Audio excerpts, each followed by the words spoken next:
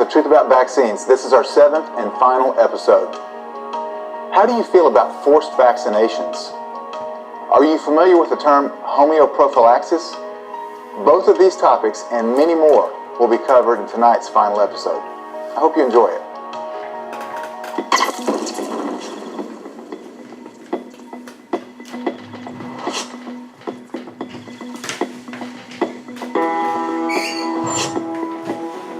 We begin this final episode with some valuable information on homeoprophylaxis, which is HP for short. It's basically the equivalent of homeopathic immunization. In homeopathy, the phrase like to cure like is often used. The basic theory is that any substance which can produce symptoms in a healthy person can cure similar symptoms in someone who's sick. Homeoprophylaxis has been around for over 200 years, and it's really about the use of what we call nosodes in homeopathy, and they're made from disease products or animal, mineral, or vegetable products as the source, and then they're diluted and potentized so there's no original molecules left in the substance. But what we have is an energetic frequency of that substance, and when that's introduced into the human system, it basically educates the immune system so that the person can recognize the disease if met in nature and build an immune response, an appropriate immune response. So it's very safe. There's no additives, there's no adjuvants, there's no preservatives.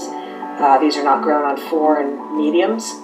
No antibiotics. There's never been a death from homeoprophylaxis. It's been utilized worldwide very, very effectively, and a number of different studies have taken place that have confirmed its effectiveness and safety. I've got ways to address and sensitize the immune system much safer than the injection of toxic medicaments that if you put in a baby's bottle and had them drink it, you could be arrested for attempted murder. But they inject it and say, oh, it's fine. So we utilize something called homeoprophylaxis at home. You know, my kids have not been vaccinated and they've never even had an antibiotic because we have a different way to look at the body and support immunity. And homeoprophylaxis uses homeopathic forms of diseases or disease processes. We call these things nosodes, N-O-S-O-D-E, or nosodes. And this is a safe way. You can take a killed form of a pathogenic material, if you will, viruses, bacteria, fungal species, and safely address them by serial dilution and succussion into a homeopathic form, and then administer them orally typically, and you can sensitize the immune system without devastating it, gently putting the signaling in. And in this case, you can see prevention. And there have been studies that have shown that this is efficacious as diseases drop. You know, I think it was leptospirosis in Cuba that they had done the nosodes because they couldn't get the vaccine. And it was an inadvertent study analysis that kind of put a very embarrassing mark on the vaccine belief that it takes substances at toxic levels, albeit small, but still toxic in my opinion, levels into the body. They were using nosodes and found it prevented the disease much more efficiently with no adverse effects. Dr. Isaac Golden talked to us about the Cuban study where in Cuba where they have leptospirosis. It's an endemic disease that occurs during the hurricane season. So high rain and flooding, people are able to contract leptospirosis. So they immunized their entire country for leptospirosis. And in 2007 and 2008, there were multiple hurricanes that came through. They weren't able to immunize everyone, and they utilized homeoprophylaxis then and had incredible results with 2.3 million people in a few different regions. And what they found was a reduction of the incidence of leptospirosis, while in the other regions there was an increase in the incidence of lepto. So highly successful study at that time. And then Isaac also did a study with about 3,000 children in Australia, where he gave those children the homeoprophylaxis for the common diseases on the recommended list, pertussis, measles, mumps, and he studied those children for 15 years. So he looked at their long-term health over a period of 15 years and found that they had fewer colds, fewer sore throats, fewer ear infections, that they had better general immunity and health just as a process of receiving these nosodes. He compared those children to some other groups, vaccinated, unvaccinated, and found much better results with those children. So the nosodes we can use in a few ways. One of them I like is in place of, although a lot of folks get a little up in arms about saying that. But the concept of vaccination as it's from Jenner's time forward has been applied as abhorrent, the way they do it. I'm not opposed to stimulating antibody production gently, safely, but I would do it homeopathically with nosodes. You can also, in some ways, reduce the potential toxicity for those that feel like they're trapped and they've got no way out. Prepare their body perhaps to have a lesser incidence or intensity of an adverse event. I'm not saying that I would guarantee that, but if push came to shove, I would have you use a nosode prior to a vaccine. But the other way is to detoxify from previous vaccines. You can use nosodes or the actual vaccine material and convert it into a homeopathic form, which is not technically a nosode in the same way, but it can sensitize the system to start throwing out some of the damage, the initial insult and assault to the body, even decades before, to undo some of that damage after the fact. I mean, I'd rather not have to undo damage that's caused, if you understand what I'm saying, but we have a lot of people that are damaged and injured. So that's another protocol technique to help detoxify from the adverse impact that the vaccines initially kind of unleashed. Homeopathic immunizations, or homeoprophylaxis, HP, is the use of potentiated substances called nosodes in a systematic manner to prevent the development of the characteristic symptoms of disease. HP is produced from the actual disease, much like the concept in vaccines.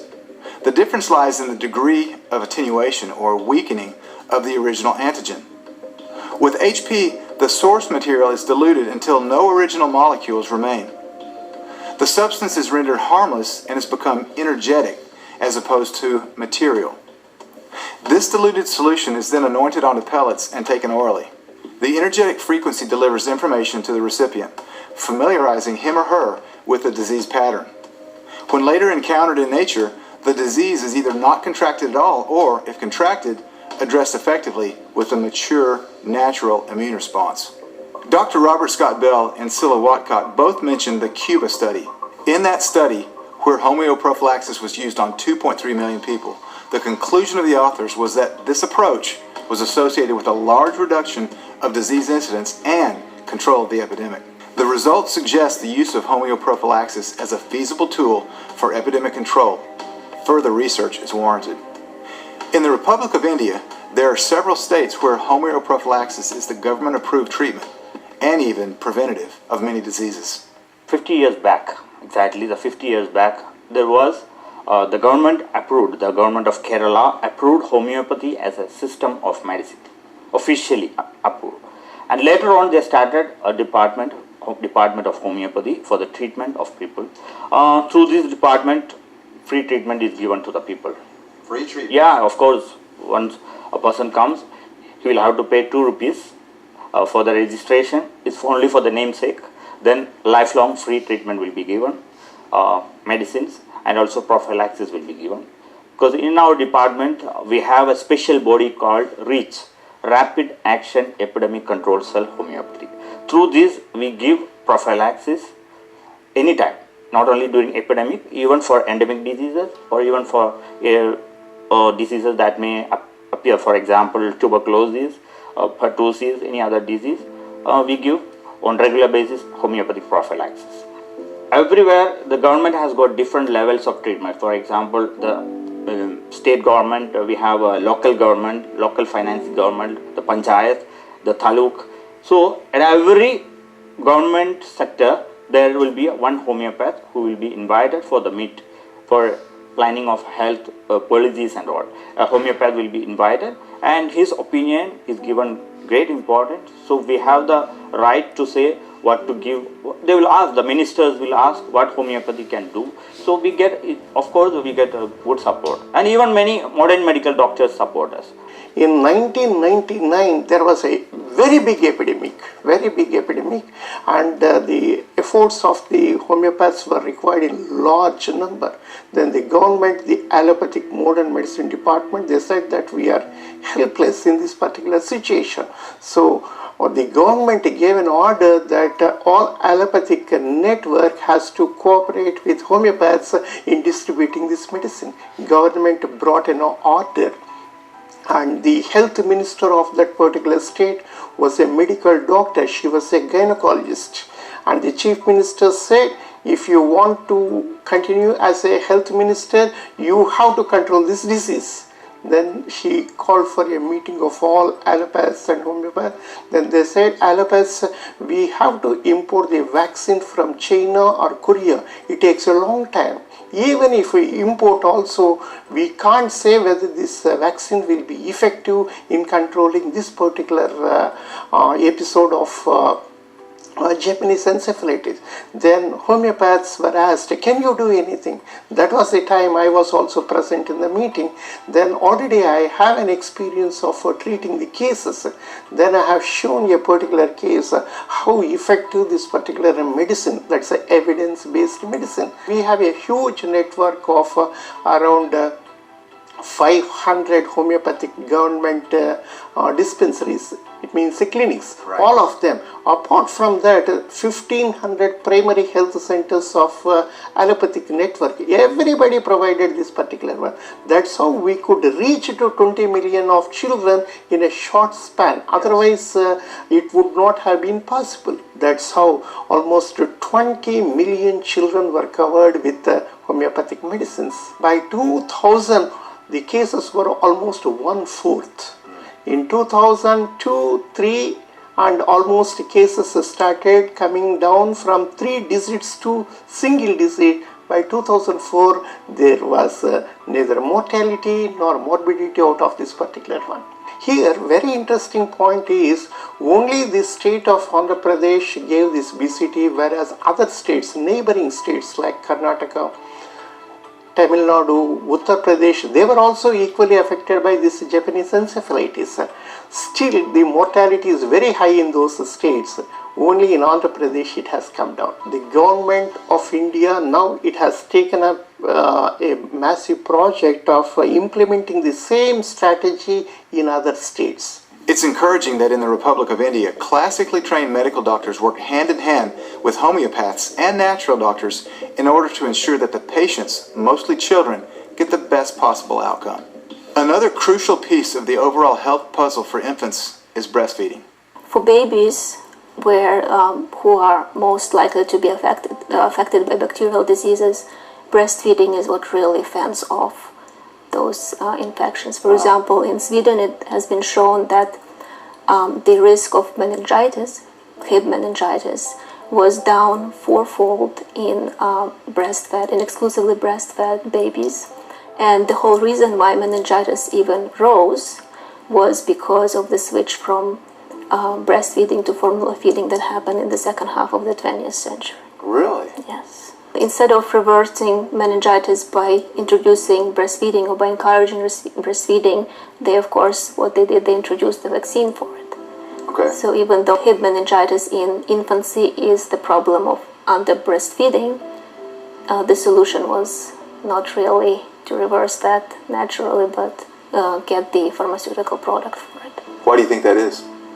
Why? Well, I guess there is no money in encouraging anyone to breastfeed, but there's a lot of money in making vaccine. If we want to practice evidence-based medicine, and if we want to do what is absolutely 100% the best for our children, we have to support women in exclusively breastfeeding. It is absolutely crucial that human babies drink human milk. And that's a hard thing to say, and it's a hard thing for some people to hear, because there are a lot of moms who have trouble breastfeeding.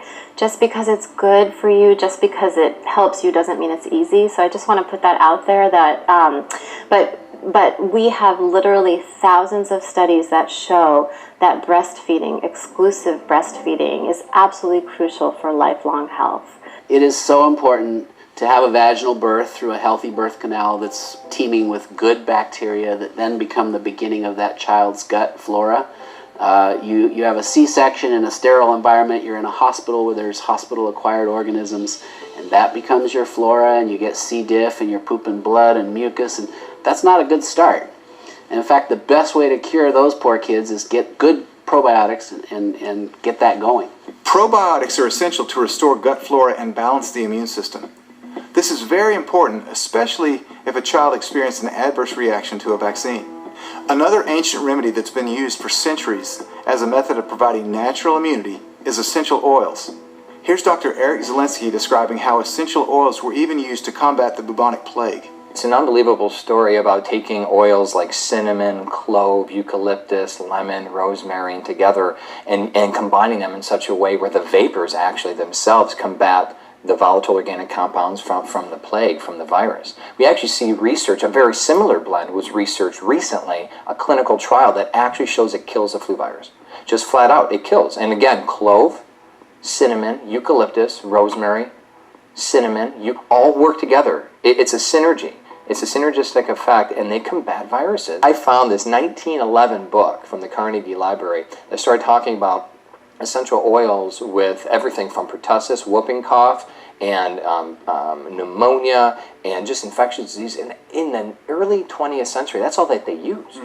I mean, that's what they used. In World War I, World War II, they were using oregano in time to combat gangrene and infection on the battlefield.